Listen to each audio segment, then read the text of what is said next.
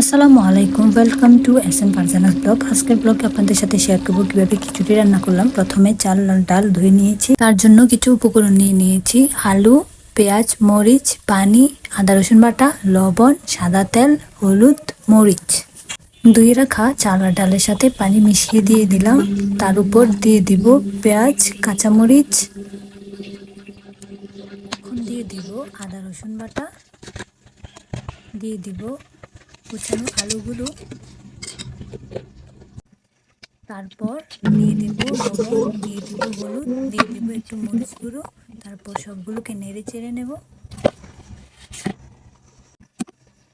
এখন দিয়ে দিব একটু সাদা তেল। তেল দেওয়ার পর খিচুড়িটাকে একটু ঢেকে নিয়েছিলাম। তারপর দেখুন আমার খিচুড়ির অবস্থা অনেক সুন্দর দেখতে হয়েছে। দেখুন, কয়েক মিনিট পর আমার খিচুড়ি প্রায় হয়ে এসেছে। আপনারা দেখুন কতটা সুন্দর। এখন কড়াইতে দিয়ে দিব একটু সাদা তেল। তারপর পেঁয়াজ কুচিগুলো তেলের উপর দিয়ে দিব। দিয়ে দেওয়ার পর একটু নেড়ে চেড়ে নেব। কিছুক্ষণ ধরে নেড়ে চেড়ে নেওয়ার পর তুলে রাখা খিচুড়ির উপর 3টি তেজপাতা, দারচিনি, এলাচ দিয়ে দেব। পেঁয়াজটা হয়ে গিয়েছে। এখন একটু নেড়ে চেড়ে নিয়ে সবটুকু তেল আর পেঁয়াজ রান্না করা খিচুড়ির উপর ছড়িয়ে দেব। তাতে পেঁয়াজটা আর একটু ভালো হবে। দেখতেই থাকুন।